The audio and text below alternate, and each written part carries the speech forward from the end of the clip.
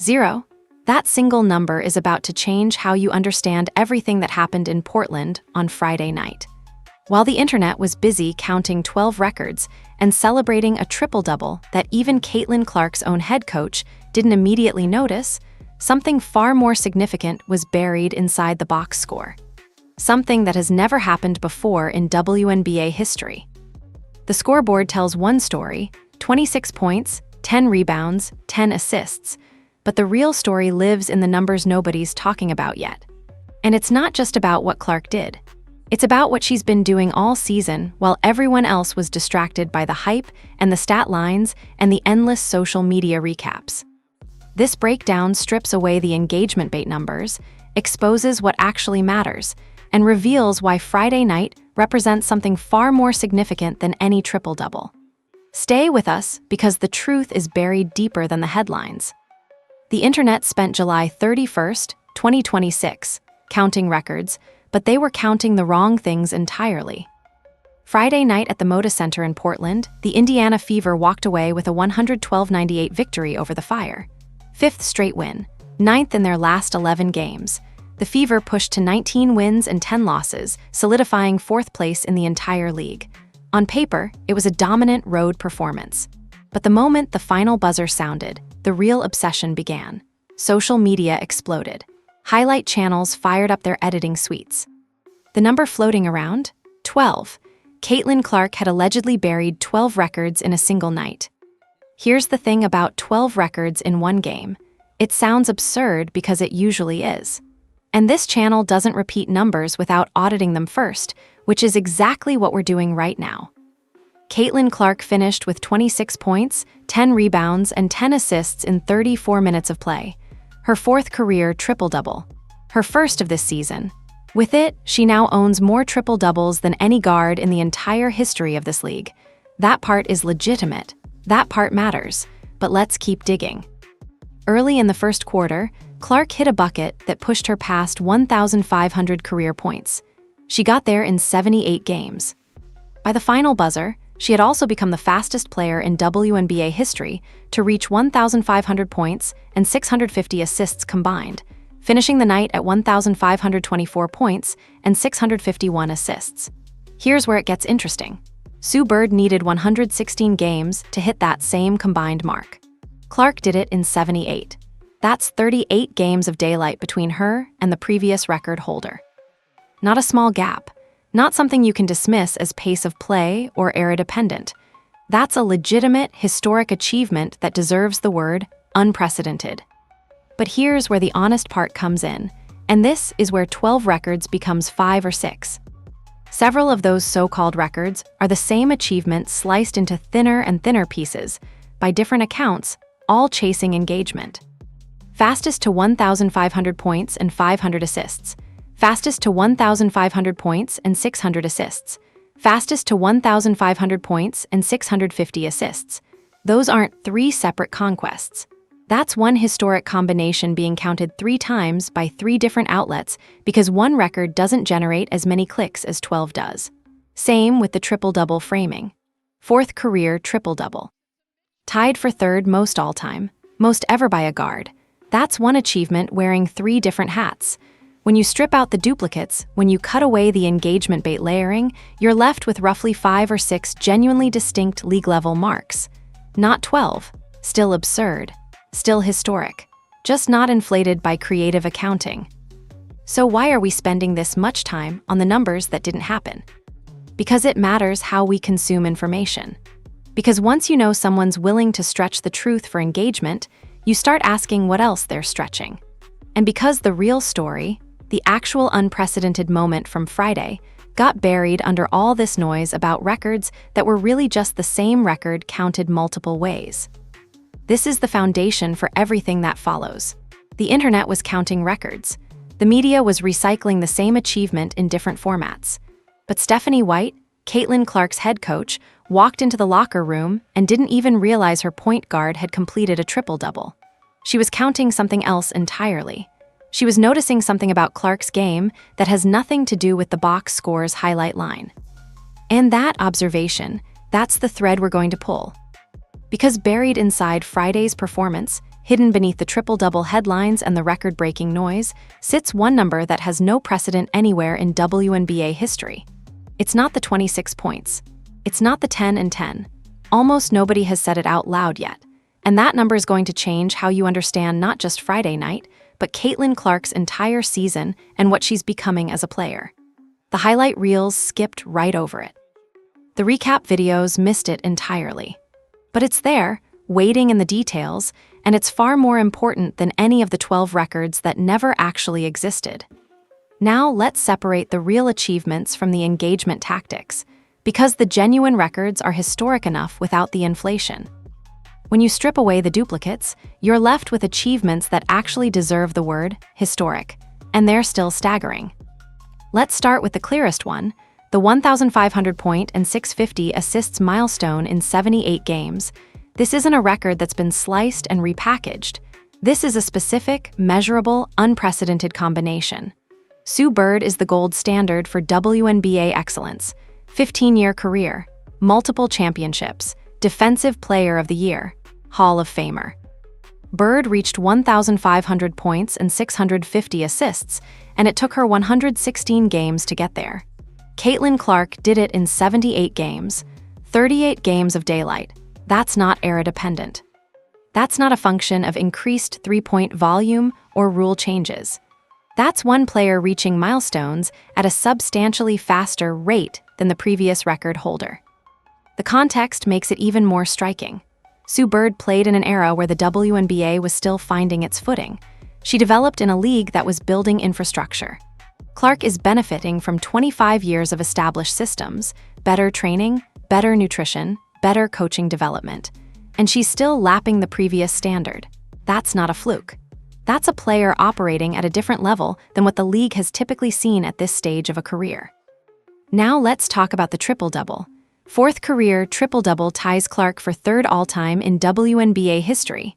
That's legitimate. That's the kind of company you want to be in. But here's what makes it genuinely historic. She's a guard. Most triple-doubles in women's basketball, historically all basketball, come from wings or centers or big wing combinations because those positions naturally accumulate rebounds and assists. Posting up, playing in the paint, being the focal point of offense and defense. Guards don't get triple-doubles as often because the role is inherently different. You're running an offense from distance. You're protecting the perimeter defensively. You're not in position to grab 10 boards on a regular night. Caitlin Clark is doing it as a guard. She's the only guard in WNBA history with this frequency of triple-doubles. That's a different kind of historic. That's a position-specific record that carries weight beyond the raw numbers. It means she's reshaping what her role is supposed to look like. There's also Kelsey Mitchell's performance to consider, and it carries its own historic weight. Mitchell matched Clark point for point with 26 points, and she did it as part of her 13th consecutive game scoring 20 or more. That streak ties Diana Taurasi for second longest in league history. Only Aja Wilson's 15-game run sits ahead of it. Think about that. Taurasi is a two-time MVP, a living legend, multi-time champion. Mitchell is matching her historic streak in real time. Friday's game wasn't just about Clark. It was about two players operating at elite levels simultaneously. Mitchell also passed Tina Thompson for sixth all-time in career three-pointers made. Thompson played 15 seasons in an era when teams treated the three-point line like it was radioactive. Mitchell passed her in a fraction of the time. That's the evolution of women's basketball happening in real time. It's not just about making more threes. It's about how quickly the game is changing and how elite shooters are exploiting that evolution. But here's what makes all of this complex. Context matters. Portland is a first-year expansion franchise. 11 wins and 18 losses coming into Friday. 4 straight defeats. Indiana just posted its 5th consecutive game scoring 100 or more points, which is the longest such streak the WNBA has ever seen. That's a real team record, and it's absolutely worth celebrating. But part of that streak was built against a roster that was assembled 12 months ago. A team still learning how to play together. A team with limited experience playing at this level together. So yes, when you look at what Clark and Mitchell and the Fever accomplished Friday night, the achievements are genuine and they're historic. But they came in a specific context. against a specific opponent, in a specific situation. And that's the part that matters when you're trying to understand what these numbers actually mean going forward. The records aren't inflated by accounting tricks, but they are shaped by circumstance. And acknowledging that doesn't diminish what happened. It just grounds it in reality. But that context gets more complicated when you rewind the clock 6 months and see what Portland did to Clark the last time these teams met. The real crime wasn't what Clark did on Friday. The real crime was how the internet packaged it. Let's go back to what made Friday night seem so monumental. 12 records. The number spread across social media like wildfire. 12 separate achievements in a single game. When you see that number, your brain does the math instantly. This must be the most historic performance in league history. It must be completely unprecedented. Multiple records is already rare. 12 records in one night? That's generational. Except here's the problem. Most of those 12 records are the same achievement getting sliced thinner and thinner until it looks like multiple accomplishments. And once you see it, you can't unsee it. Take the assist-related records. Fastest to 1,500 points and 500 assists. Fastest to 1,500 points and 600 assists. Fastest to 1,500 points and 650 assists. 3 separate records, 3 separate callouts, 3 different headlines, but they're literally the same thing. One achievement at 3 different milestone points. It's like saying someone set a record for fastest to 100 miles, fastest to 150 miles, and fastest to 200 miles while driving a car. Technically true, but fundamentally, you're describing one drive, not 3 separate drives. The only thing changing is the arbitrary checkpoint you decide to mention. The same issue haunts the triple-double framing. 4th career triple-double, that's accurate. Tied for 3rd most all-time, also accurate. Most ever by a guard, still accurate. But those aren't 3 different achievements. That's one triple-double getting contextualized in 3 different ways. First, you're noting it's her 4th. Then you're comparing it to all-time leaders. Then you're isolating it by position. You're doing exactly what multiple social media accounts did Friday night, taking one accomplishment and presenting it as if it's 3. When you strip out these duplicates, you're left with somewhere between 5 and 6 genuinely distinct league-level records. Still absurd, still historic, still worthy of significant celebration. A player hitting 5 new records in one game is absolutely remarkable, but it's not the same as hitting 12. And the difference matters because it changes the narrative from "this is the most insane performance ever" to "this is a genuinely historic performance within a specific context." Here's why this distinction matters beyond just accuracy. When you're willing to inflate numbers for engagement, you lose credibility everywhere. If an account stretches the truth about how many records were broken, what else are they stretching? Are they being selective about context? Are they cherry-picking stats that support a narrative? Are they ignoring evidence that complicates their storyline? Once you catch someone manipulating the truth in one place, you have to question their integrity everywhere. The real tragedy is that Friday night's performance doesn't need this inflation. The genuine achievements are impressive enough. The triple-double is meaningful. The 1,500 points in 78 games milestone is legitimately historic compared to Sue Bird's 116. Kelsey Mitchell tying Diana Taurasi's streak is significant. These are real accomplishments that deserve real recognition. The inflation doesn't add value. It doesn't make the performance more impressive. It just makes the people reporting on it look desperate. And this is important for another reason. It sets a pattern. Once you accept that numbers are being manipulated for engagement, you start viewing all the big claims with suspicion. When someone tells you about record-breaking performances, you immediately think, okay, what's the real number underneath this? What achievement are they slicing and dicing? What context are they leaving out? It erodes trust. And in an era where information travels at the speed of the internet, trust is currency. But here's what's genuinely interesting. While everyone was busy counting and recounting and inflating those 12 records, they completely missed the actual unprecedented achievement. The real historic moment from Friday night isn't the triple-double. It's not the 26 points. It's not any of the records that got endlessly repackaged. It's a number that sits deeper in the box score. A number that requires actual understanding of efficiency and creation to recognize. a number that doesn't fit neatly into a headline. And that number is about to change how you understand not just Clark's season, but her entire trajectory as a player. So let's forget about the engagement bait records for a moment and look at what actually changed between Portland and Portland. Portland wasn't a random opponent. Portland was the one team that had already solved Caitlin Clark, and Friday was the rematch nobody saw coming. Most highlight videos start with the domination. They show the final score, Indiana 112, Portland 98, and they move straight into celebrating what went right for the Fever. But that's where you lose the actual story.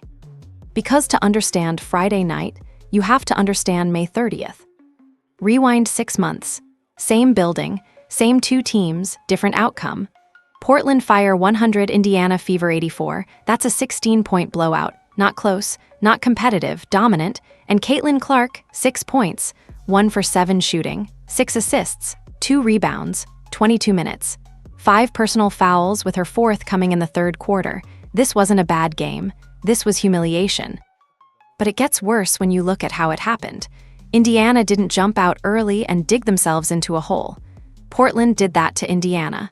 The Fire came out and immediately took control. 29-15 after 1 quarter. That's a 14-point lead, and the game isn't even 10 minutes old. They stretched it to 44-26 in the 2nd quarter. 18-point lead at halftime. Then they pushed it to 25 in the 3rd before coach Alex Sarama started resting his starters. This wasn't a close game that got away. This was a beating. Megan Gustafson put up 22 points for Portland. Carla Late went for 18 points and 12 assists. Emily Engsler had 16 and 10. Those were the first 2 double-doubles in Portland Fire franchise history, and they happened at Indiana's expense in front of a sellout crowd of 19,347 people. In Portland's building, celebrating their team. That arena wasn't just watching a win. They were watching the moment their new franchise announced itself to the league. And the centerpiece of that announcement was shutting down Caitlin Clark. But there's a layer underneath this that most recaps get wrong. Clark didn't even play in the Fever's May 21st meeting with Portland in Indianapolis because of a back issue. Indiana disclosed that injury less than 2 hours before tip-off, which earned the franchise a formal warning from the league office for late injury reporting. The Fever won that game 90-73 without her. Then she came back 9 days later, still dealing with that back problem, still not fully healthy, and got swarmed into the worst scoring night of her season. She's missed further time this year with that same back issue and only returned to the floor within the last several weeks. So when Friday night rolled around, this wasn't just a game against a first-year expansion team. This was a rematch against the opponent that had beaten Clark when she was compromised by injury and still beat her when she was healthy. Portland had game film. Portland had proven they could execute a game plan against Indiana's offense. Portland had shown that they could make Caitlin Clark uncomfortable. And maybe most importantly, Portland's arena had the memory of a 16-point blowout where their team had looked elite and Indiana's star guard had looked ordinary. That's the context that changes how you read Friday's numbers. This wasn't a stat-padding night against a pushover. This was a rematch. This was a chance for Clark to prove that May was an aberration and not the blueprint for stopping her. This was a situation where Clark had something to prove, and the opponent had already proven they could execute against her. Portland entered Friday night believing they had figured Clark out. They had a blueprint. They had proven it worked. They had a home crowd that remembered the victory and expected another one. And Caitlin Clark walked into that building on Friday and dismantled that entire narrative. 26 points, 10 assists, shooting efficiency, free throw accuracy. Everything Portland tried to stop her from doing in May, she did in July. That's not luck. That's not stat padding. That's a player taking a genuine setback and using it as motivation to come back and prove the setback was temporary. That's the angle the highlight videos missed because they were too busy counting 12 records. But it's the angle that actually matters when you're trying to understand what happened in Portland and why it matters beyond the box score. Now let's go back to May and understand exactly what Portland did to Clark. Because Friday's counter strategy tells you everything about how Indiana won. Portland didn't just beat Clark in May. They executed a game plan so disciplined that it should have been a blueprint for every team in the league. Friday showed why that blueprint had an expiration date. The way Portland attacked Clark in May was simplistic, brutally simple. Bumper, Crowder, 2 bodies on her every single time she crossed half-court. Get her into early foul trouble so the offense loses its engine. That's it. That's the entire strategy. You don't need to be complicated when you have the personnel to execute something straightforward with discipline, and Portland executed it to perfection. The early foul trouble part is crucial. When a guard is the engine of the offense, when they're the one creating everything, running the system, making decisions, taking them off the floor changes everything. You can't just replace that role. You can put in a backup, but the system changes. The rhythm changes. The decision-making changes. Portland understood that, and they attacked Clark's foul situation relentlessly. Get her in early trouble, and Indiana's offense becomes something else entirely. Something less dangerous. Something more vulnerable. It worked. Clark finished with 5 fouls in 22 minutes. That's foul trouble manifesting in real time. And even before the 5th foul came, she was playing cautiously. Playing with one eye on the ref instead of both eyes on the offense. Playing smaller than her actual impact on the game. That hesitation is what Portland wanted. That mental adjustment is what gave them the edge. But here's what Indiana learned from that loss. The strategy only works if the referees allow it to work. And Friday, Indiana came in with a different plan. Get downhill, absorb contact, make the officials decide. Stop settling, start attacking the paint and the whistle when the whistle follows. Caitlin Clark became aggressive in ways she hadn't been in May. She stopped floating 3-pointers and running offense from distance. She put her body into Portland defenders' chests and dared them to keep reaching. She lived at the free throw line, converting 14 of her 17 attempts. 17 free throw attempts, 8 more than any other player on the entire floor. That's not a soft foul night. That's a player making a deliberate choice to attack and a coaching staff supporting that choice. The difference in approach is the difference between Friday and May. In May, Clark was trying to operate within the system that had worked all season. In July, Indiana's system changed. The entire offensive philosophy shifted based on what Portland had shown them worked. Indiana essentially said, "Okay, you want to play physically? Fine. But we're going to play physical right back. And we're going to make sure the referees have to make a choice about what that looks like." This is important because it shows the evolution of basketball decision-making. It's not just about talent. It's about game planning. It's about adjustments. Portland had a strategy. Indiana watched that strategy work. Indiana lost. And then Indiana came back with a counter-strategy that neutralized Portland's approach by making it impossible for Portland to play physical without generating fouls. By making the cost of double-teaming Clark into a math problem, is it worth the foul? Is it worth giving her free throws? Because she's going to make them. Clark made 14 of 17 from the line. That's 82%. In a game where she drew more free throws than anyone else on the floor by a significant margin. That's not random. That's not luck. That's a player making a conscious choice to attack a weakness in her opponent's defense and capitalizing when her team's coaching staff supports that approach. But here's the deeper layer. This wasn't just about Clark overcoming Portland's strategy. This was about Clark and her team learning from adversity and adapting. This is how elite players respond to setbacks. They don't make excuses about the back injury or the 3 games they missed or the timing of their return. They watch the film. They understand what went wrong. They let their coaching staff recalibrate the strategy. And then they execute a completely different approach the next time they see that opponent. That's the evolution nobody was discussing Friday night while counting 12 records. That's the actual growth pattern. From May's struggle to Friday's success is only 6 months. 6 months to learn how an opponent thinks. 6 months to develop a counter.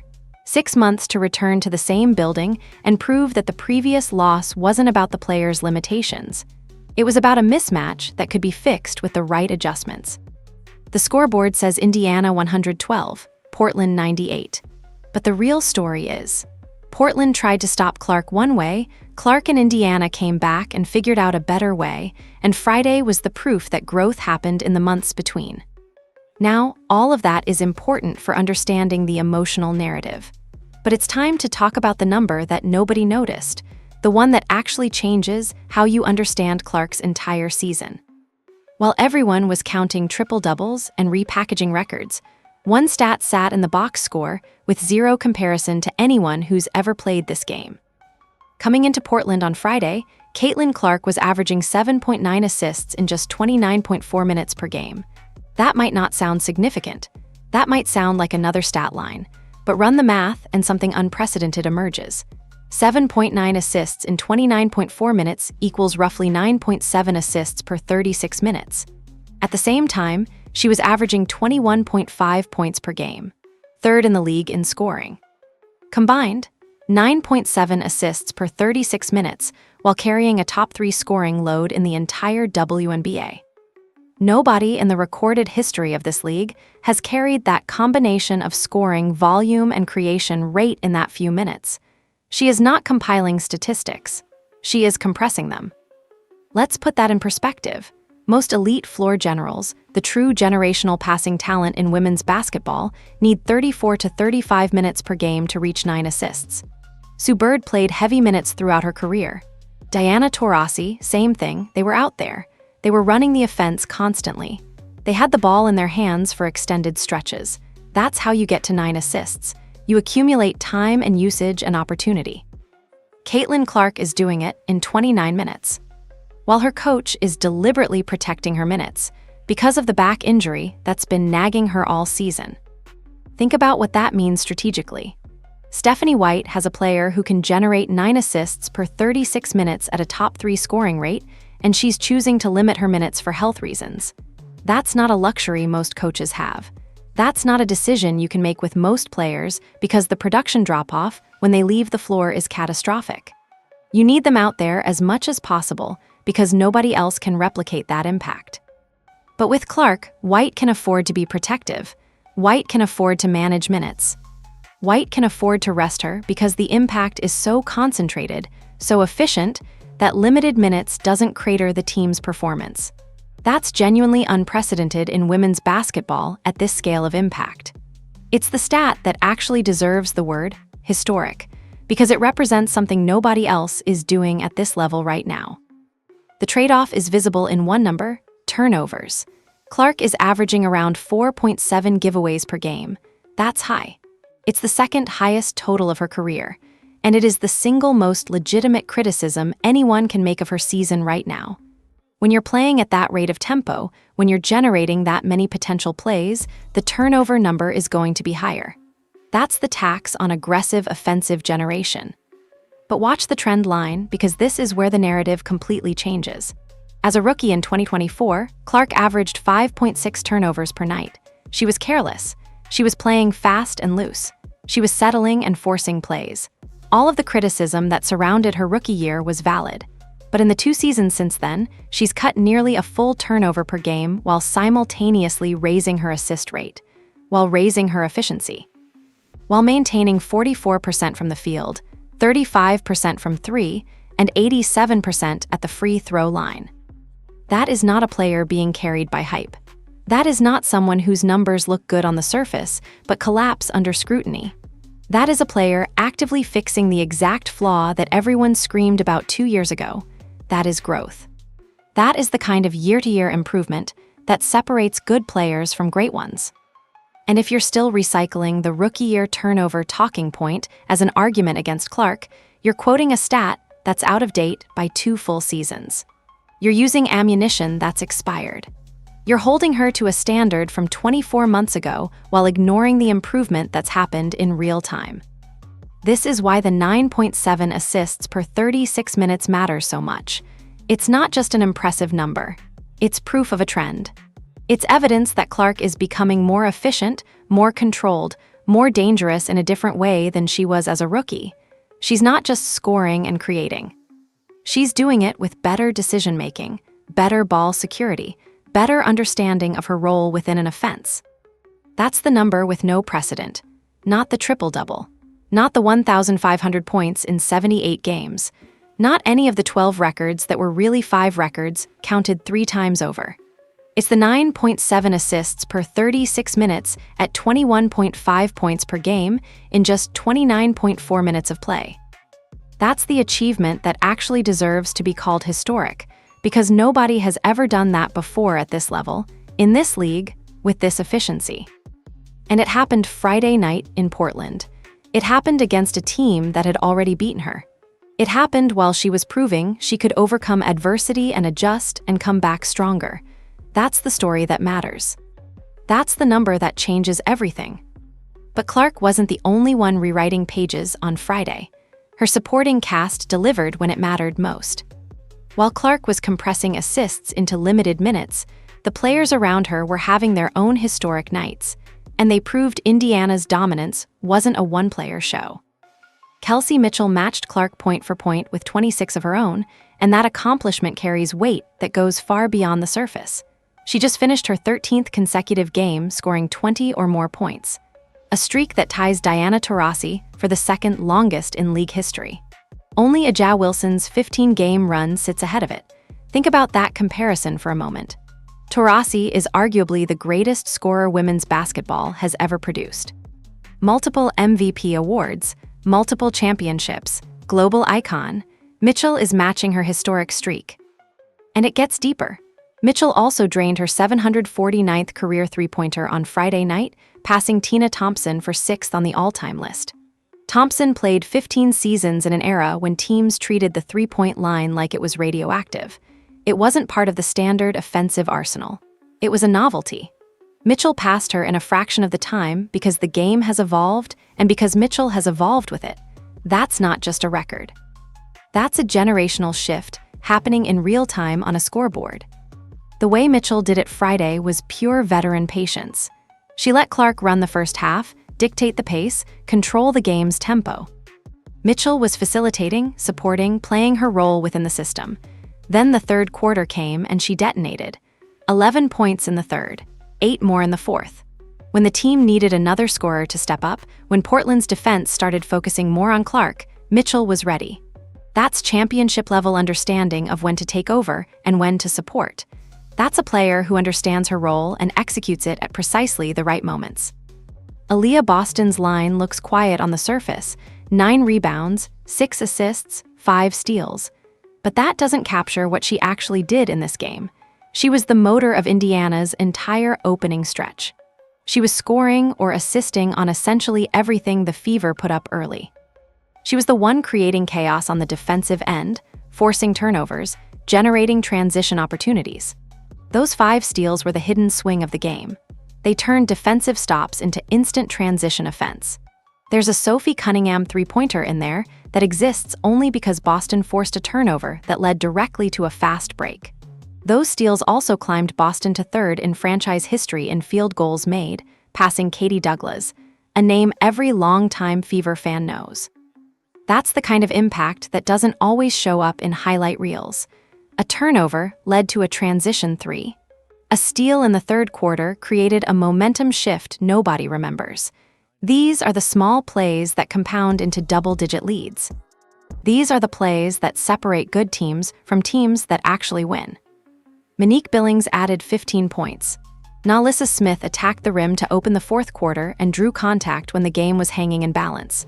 Sophie Cunningham dropped 13 points on 4 of 6 shooting, 3 of 5 from behind the arc, and a plus 18, the second best mark of anyone in the building behind only Clark's plus 23. Cunningham also missed only 2 shots all night. 2. That's elite efficiency. That's a player completely locked in and executing. But Cunningham's night carries extra context that matters. She faced off-court controversy coming into this game. Comments she made in a national profile a few weeks back generated significant attention. Portland fans waved small transgender pride flags when she checked in. Rally groups set up outside the arena, some supporting, some opposing. The Moda Center became an unusual environment for a basketball game, a place where off-court politics had intersected with on-court competition. Cunningham's own words before tip-off were as unbothered as it gets. She said that at the end of the day, she comes in and does her job. The scoreboard completely agreed with her. Her job was to knock down shots and create floor spacing. She did exactly that. She delivered when it mattered. She was a +18 in a competitive game. She made tough threes when the team needed them. She didn't let the noise, the booing, the flags, the external controversy affect her internal focus. That takes mental strength. That takes confidence. That takes a professional understanding that your job is to play basketball and everything else is outside noise. This is what elite teams look like. Not one player carrying the load. Not a star surrounded by role players hoping something works, but a system where multiple players are operating at high levels simultaneously, where Mitchell is having historic streaks, where Boston is controlling the rebounding and generating steals, where Cunningham is executing under pressure, where everyone understands their role and trusts the system. That's the deeper win from Friday night. Not just that Clark was dominant, but that Indiana finally looks like the kind of team that doesn't collapse when their best player sits down. That was the whole diagnosis of last season. It is fixed. But all of this dominance, Clark's efficiency, Mitchell's streak, Boston's control, Cunningham's execution, it all means nothing if Indiana can't maintain it against real defenses. So here's the question that nobody asked while counting those 12 records. Is Indiana actually a title-contending offense, or was Friday a beautiful, historic outlier? The reality is somewhere in between, but you have to know where to look to understand the difference. Indiana has just posted its 5th consecutive game, scoring 100 or more points. That's the longest such streak in WNBA history. Unprecedented team scoring efficiency across 5 consecutive games. But let's be honest about the context. 3 of those 5 victories came against teams outside the playoff picture. Portland entered Friday at 11-18.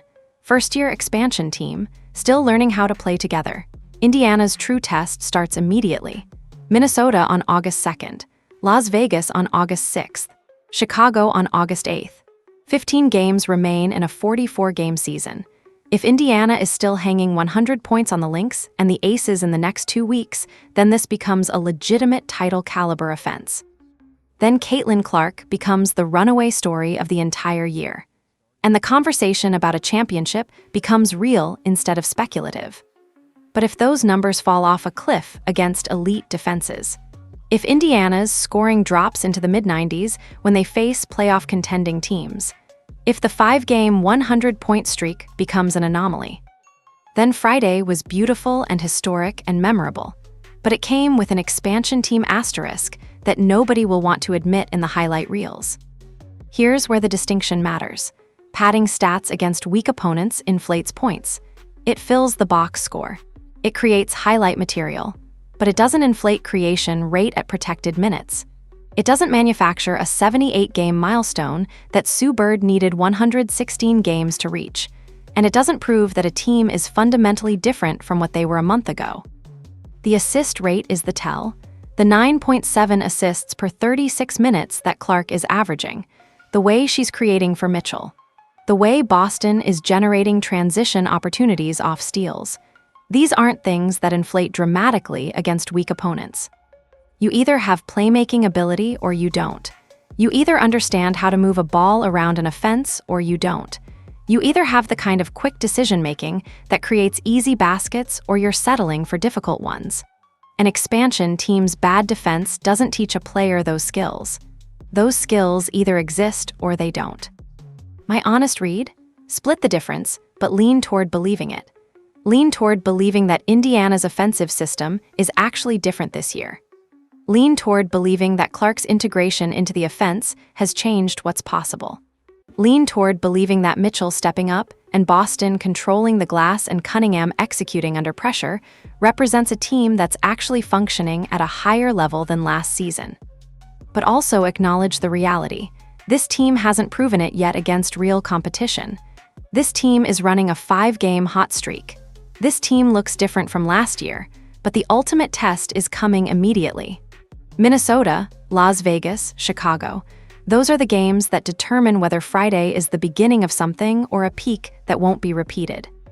Clark got humiliated in this exact building 62 days ago. 6 points, 1 for 7, early foul trouble. A completely ineffective night where Portland's game plan worked to absolute perfection. She went back to Indianapolis. She and her coaching staff watched the film. They understood what went wrong. They adjusted.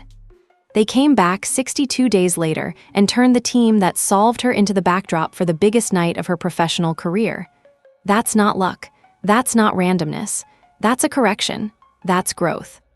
And the way she did it matters, not by settling and staying in her comfort zone, but by attacking, by absorbing contact, by making the referees make decisions, by forcing Portland's defense to choose between stopping her at distance and stopping her at the rim.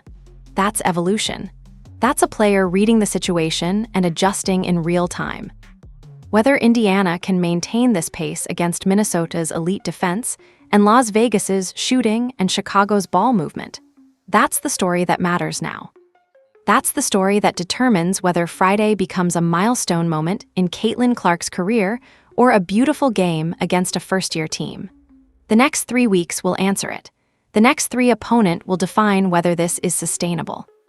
But here's what Friday proved, regardless of what happens next. Caitlin Clark is a different player than she was 6 months ago. The assists are more controlled. The decision-making is sharper. The offensive load is different. She's not just a scorer anymore. She's a floor general who happens to score. And that transformation happened over 2 seasons of iteration and feedback and growth. That happened because she committed to fixing the things that didn't work. And she did it while maintaining elite scoring efficiency. The records, all 12 of them or the 5 that actually exist, they're just the scoreboard reflection of something deeper happening, a player evolving, a team coming together, a system finding its footing. Friday night proved what's possible. The next 3 weeks will prove whether it's sustainable, and that's the story worth actually paying attention to. The real takeaway. So if you take nothing else from Friday night, take this. The internet was wrong about what mattered. 12 records reduced to 5 or 6 actual achievements. A triple-double that even the head coach didn't immediately notice. Engagement bait headlines drowning out the real story. Because the actual historic moment wasn't any single accomplishment. It was the sum of everything. Caitlin Clark averaging 9.7 assists per 36 minutes at 21.5 points per game in protected minutes. Kelsey Mitchell tying Diana Taurasi's scoring streak. Aaliyah Boston controlling the glass with 5 steals. A system that actually functions without one dominant personality. Portland being humiliated in a rematch. A player proving that May's loss was a circumstance that could be overcome. Drop a comment below about which of those genuine records actually deserves the word historic. Subscribe so you don't miss what happens against Minnesota and Las Vegas and Chicago. Because if Indiana maintains this pace, we're going to be having a very different conversation about a championship in about 6 weeks.